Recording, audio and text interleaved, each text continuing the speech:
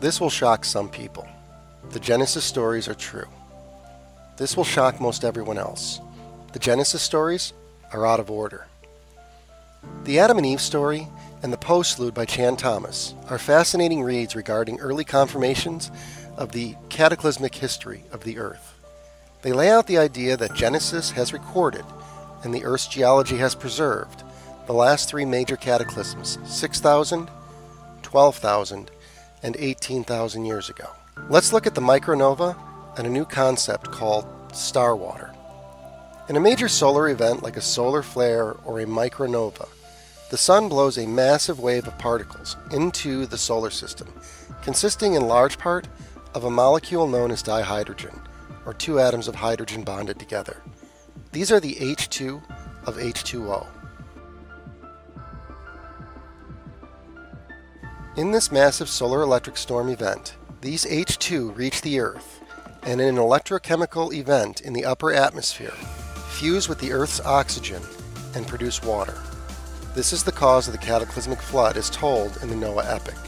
6,000 years ago, the Earth experienced a cyclical solar flare which caused a massive flood over a large part of the Earth. We first see this story emerge as the ancient telling of Utanapishtim in the Sumerian story, the Epic of Gilgamesh.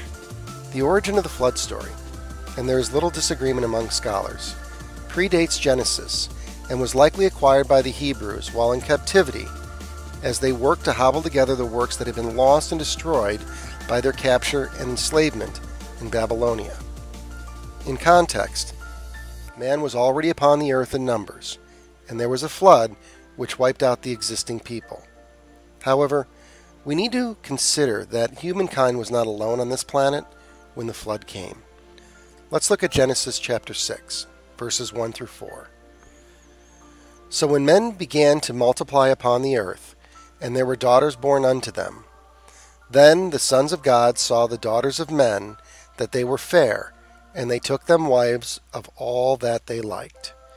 Therefore the Lord said, My spirit shall not always strive with man, because he is but flesh, and his days shall be 120 years. There were giants in the earth in those days, yea, and after, that the sons of God came unto the daughters of men, and they had borne them children. These were mighty men, which in old times were men of renown. There were three entities on the earth listed here. First are the sons of God. Second are man and the daughters of men. Third are the Nephilim giants that occurred, men of renown. The most famous recorded in the Bible, perhaps, is Goliath. Goliath was a Nephilim. The sons of God. Keep that in mind as we continue, because the story of the Bible is really a story of the sons of God. To close out this segment, I would like to bring the pyramids of Giza into focus.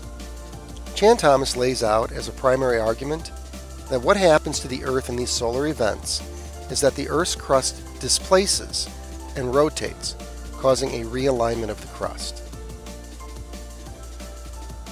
The pyramids at Giza are precisely aligned with true north to within a fraction of an inch. If this flood caused crustal displacement, the pyramids were built after this event. In the next video, I will explain why I do not think that this is the case. The pyramids were a massive, functioning machine at the time of the flood, built to survive such a cataclysm.